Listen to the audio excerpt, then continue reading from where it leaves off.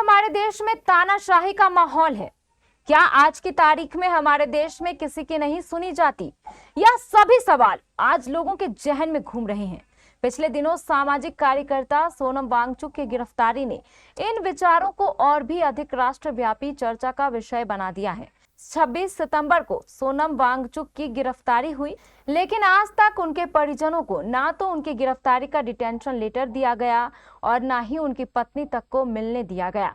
अंत में परेशान सोनम वांगचुक की पत्नी गीतांजलि ने सुप्रीम कोर्ट का दरवाजा खटखटाया है। देश की स्थिति पर अपने विचारों को रखते हुए इस मामले के साथ साथ अन्य सभी घटनाओं का जो खुलासा गीतांजलि ने किया वह सचमुच चौंकाने वाला है। एक मीडिया संस्थान को दिए गए यह इंटरव्यू आपको जरूर सुनना चाहिए। आपने 1 अक्टूबर को एक लेटर लिखा है जिसमें आपने प्रेसिडेंट को एड्रेस किया है, प्राइम मिनिस्टर को एड्रेस किया है, लॉ मिनिस्टर को भी एड्रेस किया है।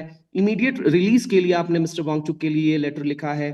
क्या अभी तक आपको कोई रिस्पॉन्स मिला है? और ये लेटर आपने क्या क्या साइट करते हुए लिखा है? इसका अभी तक कोई रिस्पांस नहीं मिला है और इसमें यही साइट किया गया है कि उनका इमीडिएट रिलीज हो, क्योंकि डिटेंशन इलीगल है। क्योंकि वो किसी हालत से नेशनल सिक्योरिटी को थ्रेट नहीं है। इनफैक्ट उनसे ज्यादा पीसफुल तरीके से कोई भी हर चीज को हैंडल करता हो ऐसा कोई नहीं है। और प्लस कि मुझे उनको मिलने दिया जाए। इट्स बीन 5 डेज में वो ऑर्डर मिलना चाहिए था, डिटेंशन ऑर्डर, जो अभी तक नहीं मिला है। तो इसीलिए वेट करके 6 डे को हमने रिप्रेजेंटेशन लिखा to the president of India, her excellency, to the Prime Minister of India, to the Home Minister, Law Minister, to the LG of Ladakh and the DC of Ladakh. But there was no response till yesterday. And therefore, yesterday we have filed a petition under the habeas corpus with the Supreme Court of India. आपके petition पर मैं आऊंगा ma'am, लेकिन ANI को दिए हुए आपके 2 दिन पहले इंटरव्यू को तमाम लोगों ने सराहा है। बड़ी संख्या में लोगों ने आपके इंटरव्यू को देखा है। आपने उस इंटरव्यू में भी जिक्र किया था 2 दिन पहले कि आपकी अभी तक कोई भी कम्युनिकेशन स्टैब्लिश नहीं हो पाई है मिस्टर वांगचुक से जोधपुर जेल में। क्या अभी इन दोनों दिनों के बीच में आपने कम्युनिकेशन स्टैब्लिश करने का प्रयास किया, और क्या कोई सक्सेस आपको मिल पाई है बातचीत करने में, कोई लेटर लिखने में, कोई जुडिशियल हेल्प?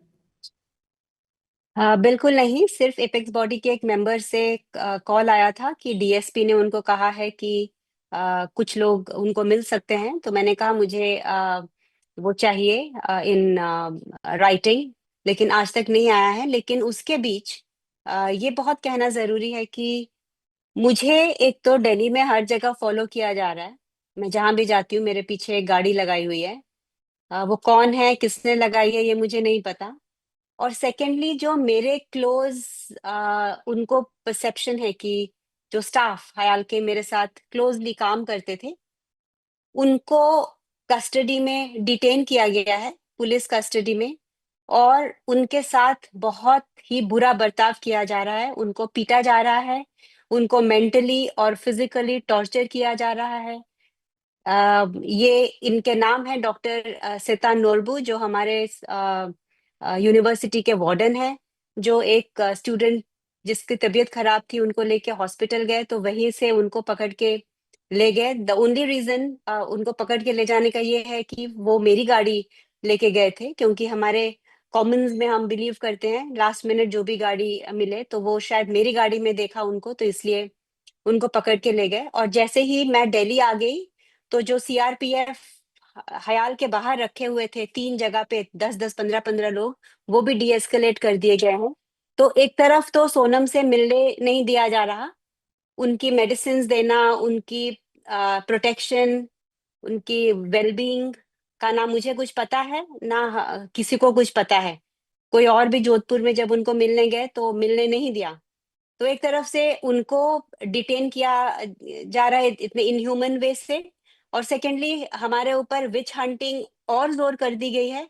जब कुछ पेपर्स में नहीं मिला सीबीआई और आईटी डिपार्टमेंट और वो सबको, तो अभी फिजिकली हमारे स्टाफ को ले जाके उनको फिजिकली और मेंटली टॉर्चर किया जा रहा है, जो बिल्कुल भी सही नहीं है।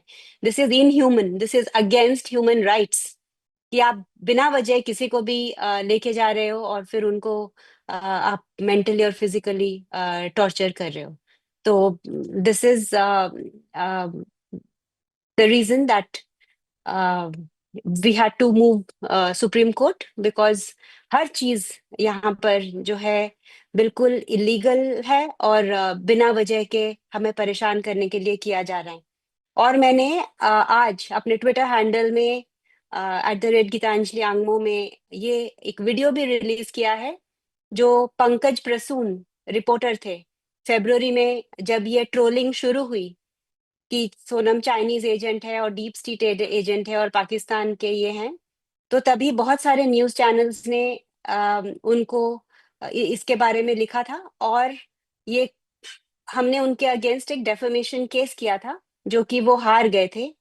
और उनका मैंने वीडियो भी आज रिलीज किया है, पंकज प्रसून का, जो वो पब्लिकली अपोलोजाइज कर रहे हैं कि ये राइट विंग नैरेटिव फैलाने वाले लोग हमें ये देते हैं। और जब हमने पूछा कि आप अपना इतने बड़े आदमी पर आप आरोप लगाने के पहले आप क्यों कुछ चेक नहीं करते हो, तो वो कह रहे थे कि चेक करने का टाइम ही नहीं दिया जाता, वो रैट रेस में जर्नलिज्म को है कि पहले कौन बताए। तो मैंने तो ये देखा कि जर्नलिज्म, मीडिया, हर जगह पर ट्रुथ के सर्च जो उनका काम है, कि जो रियलिटी है जो एक आम जनता को नहीं पता उनको वो बताना, वो नहीं करके हम टीआरपी बटोरने के आड़ में, रैट रेस करने के आड़ में, हम ये नहीं सोचते हैं कि हम किसी की जिंदगी बर्बाद कर रहे हैं, किसी की लाइफ की पूरे काम के ऊपर हम टार्निश कर रहे हैं उसकी इमेज। तो ये वीडियो बिल्कुल without mincing any words apologise करते हुए पंकज प्रसून कह रहे हैं कि उनको ये करवाया गया। जो राइट विंग ट्विटर हैंडल्स हैं, सोशल मीडिया हैंडल्स हैं, उनको वो भेजा गया और उनको टाइम नहीं दिया गया उसको पब्लिश करने का, और वहां से बस सेंसेशनलाइजेशन शुरू हो जाता है, क्योंकि लोगों को ये करना अच्छा लगता है।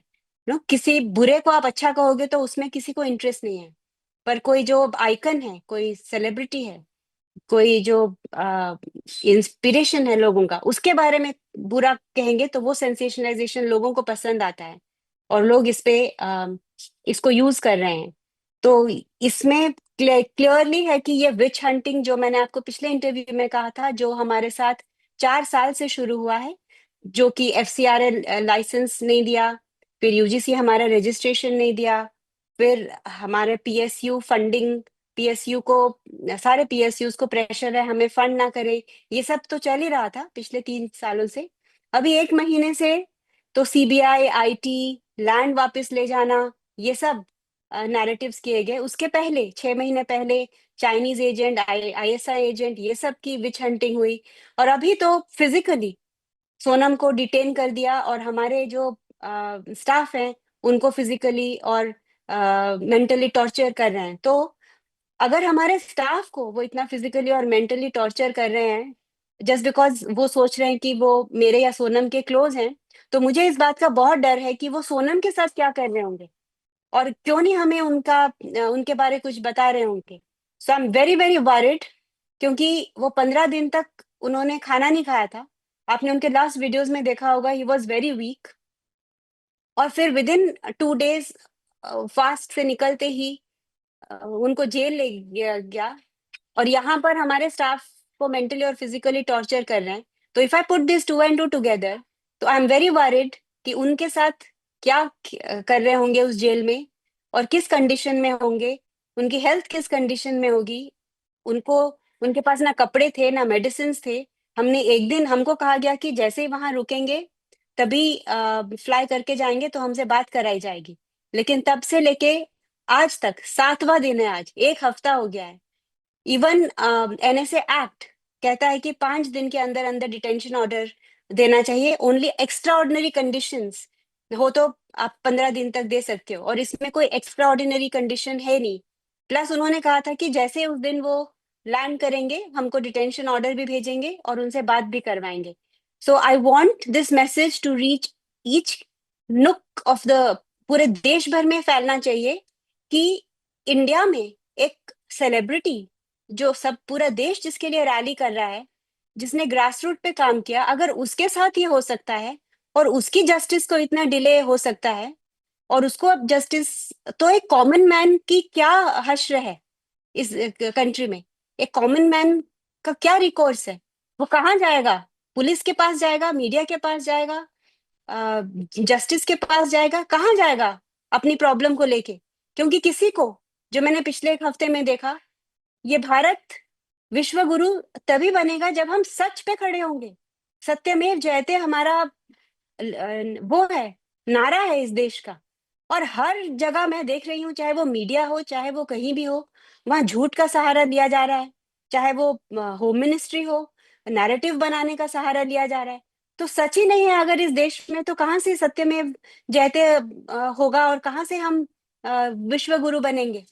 मतलब मुझे ताज्जुब है जिस तरह से इसको हैंडल किया जा रहा है और जिस तरह से इसको मिस हैंडल किया जा रहा है, और जिस तरह से ये फॉल्स नैरेटिव बनाए जा रहे हैं, जब क्लियरली एक जर्नलिस्ट ने पब्लिकली अपोलोजाइज किया है और बोला है कि हमें ये प्रेशराइज किया जा रहा था, टाइम नहीं दिया जाता है, कि जब गलत नैरेटिव देके किसी को फंसाया जा रहा है और जब किसी ने अपोलोजाइज किया है कि ये हमें नैरेटिव जबरदस्ती बनाया गया, और ये सब एविडेंस होते हुए भी आप एनएसए में एक हफ्ते तक किसी को रखते हो बिना कुछ इंफॉर्मेशन के, और बिना वजह उस इंसान के इंस्टीट्यूट के स्टाफ को आप ले जा रहे हो, फिजिकली और मेंटली टॉर्चर करते हो, उनको बीटअप करते हो। तो एक कॉमन मैन का क्या है यहाँ पर रिकोर्स इनजस्टिस के अगेंस्ट, या उनके साथ जो अनफेयरनेस हो रहा है उसके अगेंस्ट?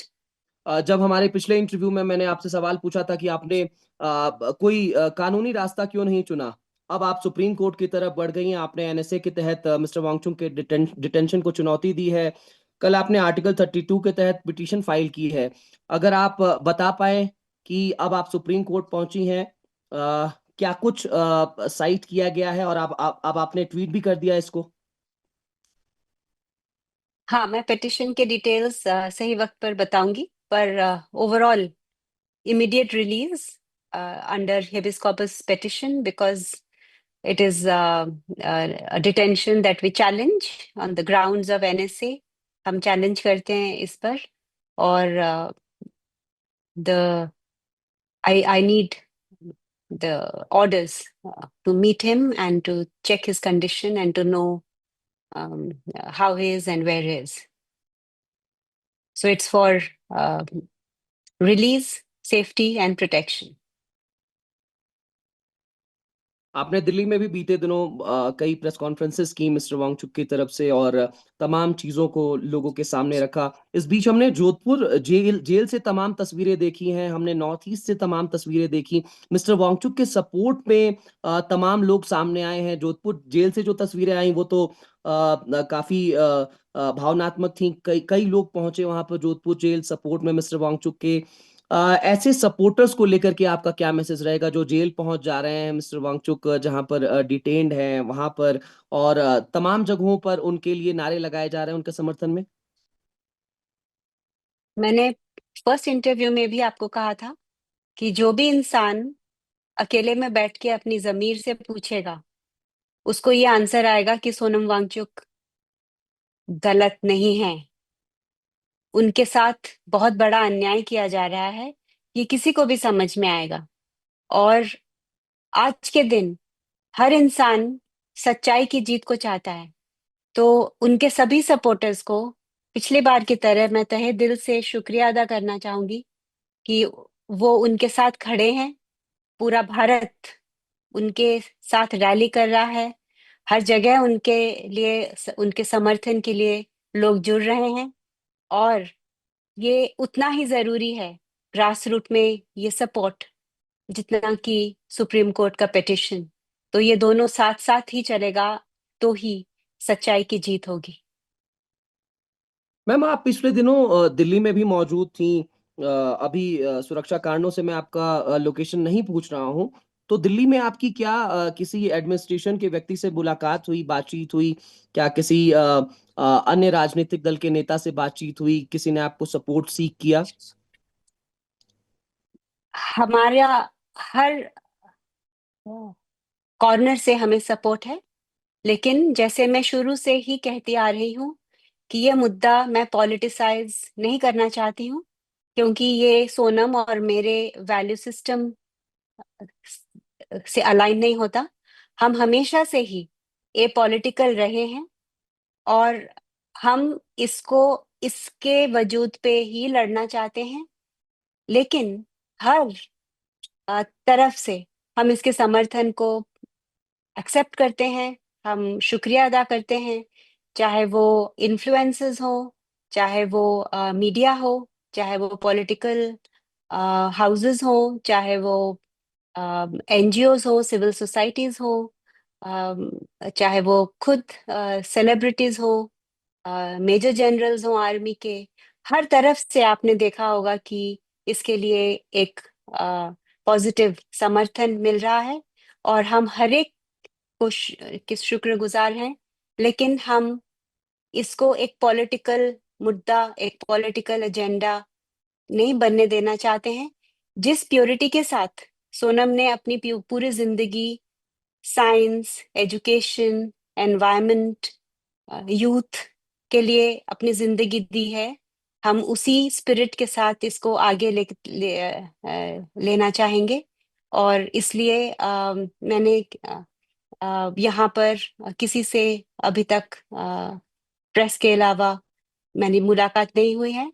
लेकिन ये मैं कहना चाहूंगी कि मेरे पीछे अ, एक गाड़ी लगी हुई है, जो मैं जहां जहां जाती हूँ वो मेरे पीछे पीछे आते हैं, और ये मुझे बिल्कुल पसंद नहीं है, क्योंकि ये एक इंडिविजुअल फ्रीडम के राइट को वायलेट करता है।